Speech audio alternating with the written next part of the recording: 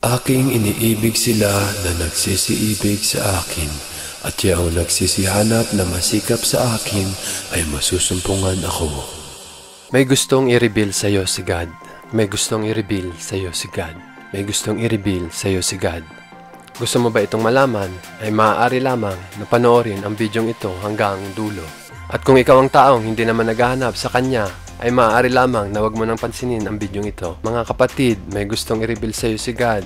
Kung nasaan siya, naroroon, noon, ngayon, at magpakailanman, siya po ay nasa loob ng araw. Akong si Jesus ay nagsugo ng aking anghel upang sa inyo'y magpatotoo ng mga bagay na ito sa mga iglesia. Ako, ang ugat at ang supling ni David, ang maningning na tala sa umaga. Nakasulat po doon sa aklat ng Apokalipsis sa chapter 22 verse 16 na nakasaad na siya po ang maningning na tala sa umaga. So ano po ba yung maningning na tala sa umaga? Yun po ay ang araw. Walang ibang maningning na liwanag sa umaga kundi ang araw lamang. Tukoy po natin na ang templo ng Diyos ay ang araw. At naroon po magkasama po sila ng kanyang ama dahil sila ay iisa. Ako at ang Ama ay iisa. Hindi basta-basta isinulat ang kanyang lokasyon at minsan idanadaan ito sa talinhaga o malalim na kahulugan or treasure hunting, ika nga, upang nang sa gayoy tayo ay maghanap ng masikap at utos yon sa Biblia.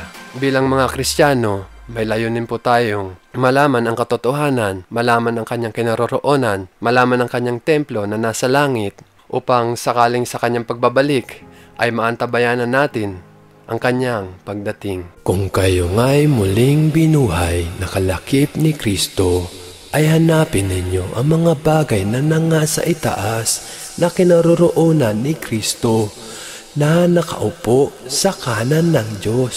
Nakasulat po doon na bilang Kristiyano ay hanapin po natin ang mga bagay na nangasa itaas, ang kinaroroonan ni Kristo na nakaupo sa kanan ng Diyos. Yun nga po, ang templo ng Diyos ay ang araw. So, paano po ba nangyari na nasa loob siya ng araw? Maraming katanungan ang bumabalot sa ating kaisipan kung bakit nga ba siya nasa loob ng araw. Basahin po natin yan sa Aklat ng Kawikaan, chapter 30, verse 4. Sino ang sumampa sa langit at bumaba? Sino ang pumisa ng hangin sa kanyang mga dakot? Sinong nagtali ng tubig sa kanyang kasuotan? Sinong nagtatag ng lahat ng mga wakas ng lupa? Ano ang kanyang pangalan? At ano ang pangalan ng kanyang anak kung iyong nalalaman? Itong tubig po na ito po yung bumabalot sa araw. Ang pinakamataas na lugar sa kalawakan. So, ito pong tubig na ito na bumabalot sa araw ay ang tubig na nasa itaas ng kalawakan na nakasaad doon sa aklat ng Genesis chapter 1 verse 7. At ginawa ng Diyos ang kalawakan at inihiwalay ang tubig na nasa ilalim ng kalawakan sa tubig na nasa itaas ng kalawakan at nagkagayon. Itong tubig na tinutukoy po dito na nasa itaas ng kalawakan ay ang tubig na pumabalibot sa ating araw. Ito rin po ang dahilan kung bakit umiikot ang mga bituin, mga planeta sa buong universe sa palibot ng araw. Gaya rin halimbawa ng ating mga sasakyan, hindi po ito aandar ng walang gasolina. At ang gasolinang pong ito, kung meron tayong 1 litro, ay tatakbo lang po ang ating sasakyan ng ilang kilometro. At ganun din po ang tubig na pumapalibot sa araw. Darating ang panahon na ito rin po ay matutuyo at ang araw ay magdidilim. Datapwat, karakarakam pagkatapos ng kapigatian sa mga araw na yaon, ay magdidilim ang araw. At ang buwan ay hindi magbibigay ng kanyang liwanag. At mga lalaglag ang mga bituin mula sa langit, at magsisipangatal ang mga kapangyarihan sa mga langit. Ang araw po talaga ay magdidilim pagdating ng panahon. Pero bago po yun mangyari, ay iinit po ang panahon at makakaranas tayo ng malinsangang panahon, hindi lamang po sa umaga, pati na rin po sa gabi, lalo na po sa panahon ng new moon or full moon. dahil iinit po ang araw ng ikapito. Bukod dito'y, ang liwanag ng buwan ay magiging gaya ng liwanag ng araw. At ang liwanag ng araw ay magpipito, na gaya ng liwanag ng 7 araw. Sa araw na talian ng Panginoon ang sugat ng kanyang bayan at pagalingin ang bugbog na kanilang sugat. Nakasulat po doon na iinit ang panahon tulad ng nararanasan natin ngayon sa panahon natin ngayon. Tulad din po ng dati noong panahong bago ipanganak ang ating tagapagligtas na ating Panginoong Hesukristo ay uminit din po ang panahon. Tulad din po yan sa nararanasan natin ngayon na bago siya bumalik ay iinit ang panahon, ay ganun din po bago siya ipinanganak ay uminit ang panahon. Sa panahon natin ngayon, tandaan po natin, iinit ang panahon bago siya bumalik. Ganun din po, bago siya ipinanganak, ay uminit din po ang panahon. Kung meron man magsasabi na ang December 25 daw po ay malamig o nagyayebe o umuulan ng yelo, ay ating balikan sa panahon ni Noah kung saan binago ng Diyos ang panahon ayon sa kanyang kalooban. Doon sa aklat ng Genesis chapter 6 verse 6. At nagsisi ang Panginoon na kanyang nilalang ang tao sa lupa at nalumbay sa kanyang puso. Sa panahon po ni Noah, may kakayahan po ang ating Panginoong Diyos na baguhin ang panahon ayon doon sa kanyang kalooban. At layunin po ng Diyos na tayo ay maligtas at tayo ay manalig sa Kanya at tayo ay sumampalataya sa Kanya, na palagi nating alalahanin ang Kanyang mga mabubuting nagawa para sa atin upang ang lahat ng bansa at ang mga salit-saling lahi ay maligtas. Hanapin ninyo ang Panginoon at ang kanyang lakas. Hanapin ninyo ang kanyang muka na palagi. Alalahanin ninyo ang kanyang kamanghamanghang mga gawa na kanyang ginawa, ang kanyang mga kababalaghan at ang mga kahatulan ng kanyang bibig. O kayong binhi ng Israel na kanyang lingkod, kayong mga anak ni Jacob na kanyang pinili. Siya ang Panginoon nating Diyos. Ang kanyang mga kahatulan ay nasa sangkalupaan. Alalahanin ninyo ang kanyang tipan magpakailanman, ang salita ng kanyang inuutos sa libo-libong salitsaling lahi. Hanapin po natin ang Panginoong Diyos, ang kanyang muka, ang kanyang lakas, na palagi na alalahanin natin siya dahil siya ang araw ng katwiran. Ngunit sa inyo na nangatatakot sa aking pangalan, ay sisikat ang araw ng katwiran na may kagalingan sa kanyang mga pakpak, at kayo magsisilabas at magsisiluksong parang guya mula sa silungan. At ang araw ng katwiran na tinutukoy po dito ay ang templo ng Diyos. Bilang isang tao, posible po bang malaman natin ang kinaroroonan ng ating Panginoong Diyos? At ang Biblia po ay nag-encourage na ating nasain sa ating mga puso na makita siya, na kailangan natin siya, na maranasan ang presensya niya, dahil darating ang takdang panahon na masusumpungan natin siya. Aking iniibig sila na nagsisiibig sa akin, at yaong nagsisihanap na masikap sa akin ay masusumpungan ako.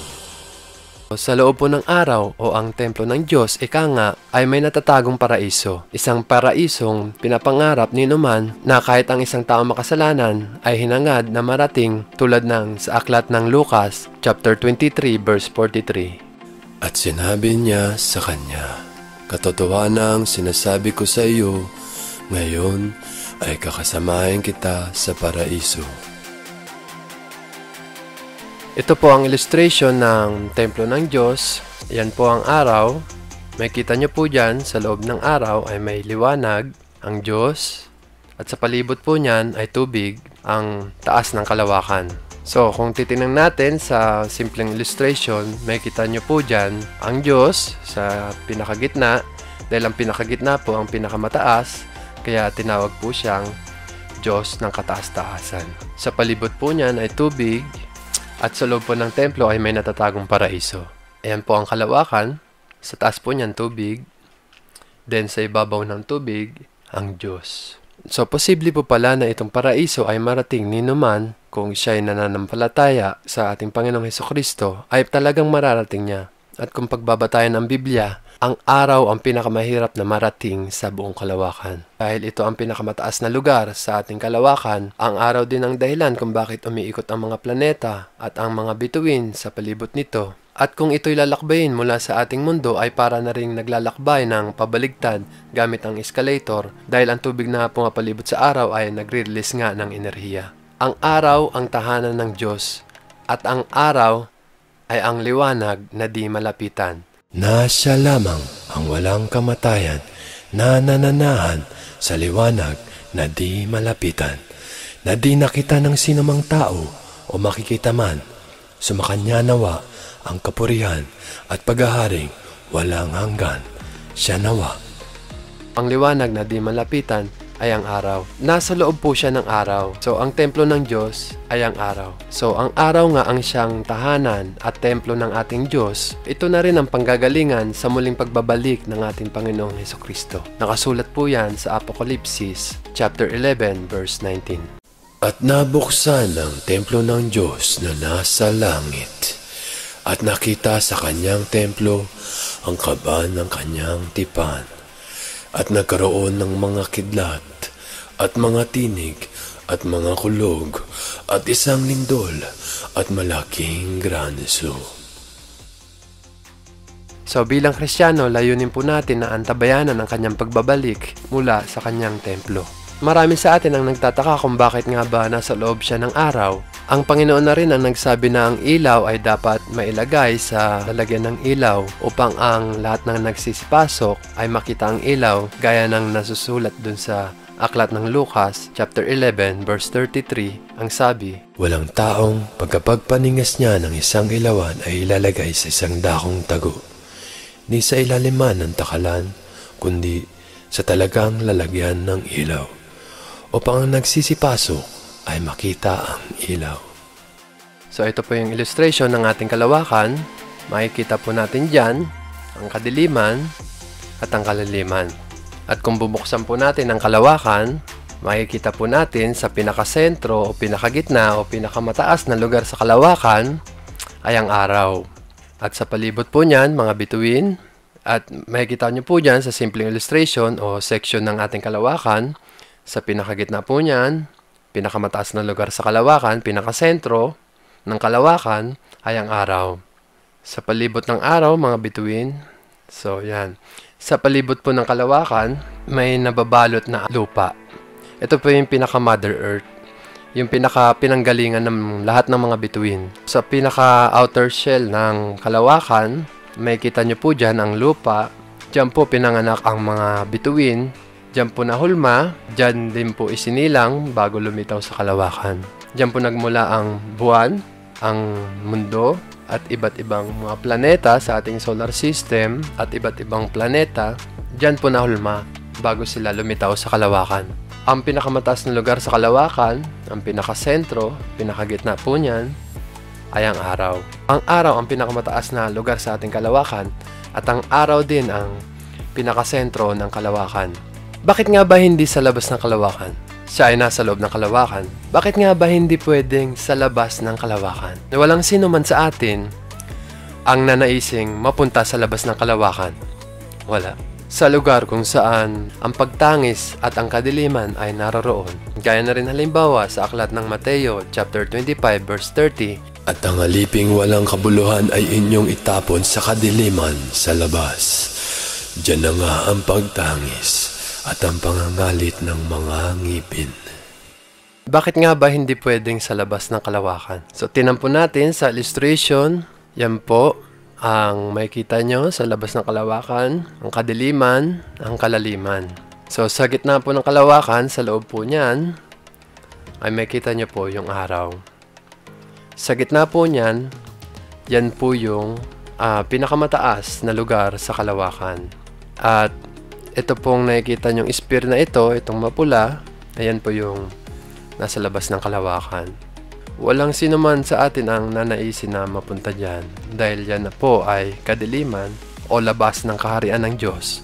Ayan, walang sino man sa atin na nanaisin na mapunta sa kadiliman sa labas o sa labas ng kalawakan dahil nandyan nga yung pagtangis at ang pangangalit ng mga ngipin. So, ang kalawakan po natin ay sphere o bilog.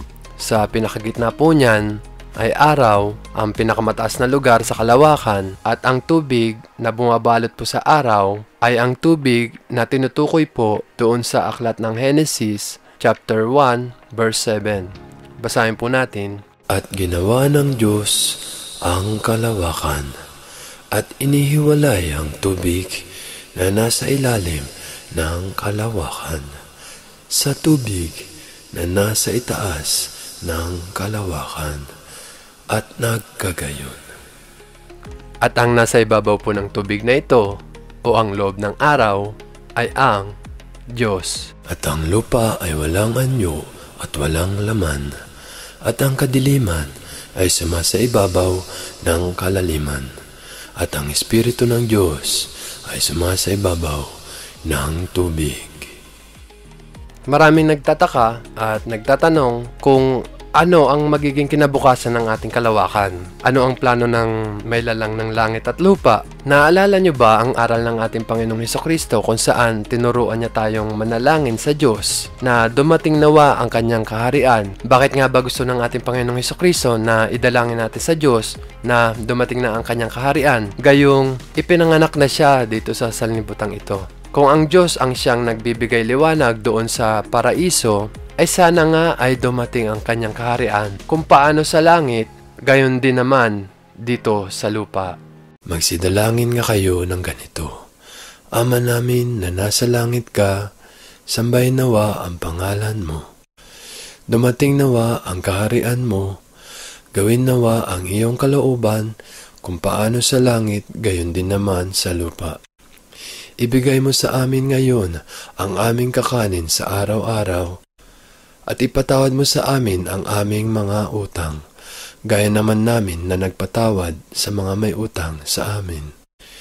At huwag mo kaming ihatid sa tukso, kundi iligtas mo kami sa masama, sapagkat iyo ang kaharian at ang kapangyarihan at ang kaluwalhatian magpakailanman siya nawa. Advance Merry Christmas po sa ating lahat. Atin pong ipagdiwang ang Pasko dahil ito po ay sagrado. Ang Pasko po ay idinedicate ng Roman Catholic Church para po sa Diyos na nasa loob ng araw. Ang katumbas po nito ay Sabat, pahingang araw na dedicated sa Diyos. Ang December 25 po ang kapanganakan ng ating Panginoong Hesukristo, at dumating po ang mga Romano Katoliko dito sa Pilipinas upang tayo ay iligtas sa pamamagitan ng aral doon sa Biblia, hindi upang mapahamak.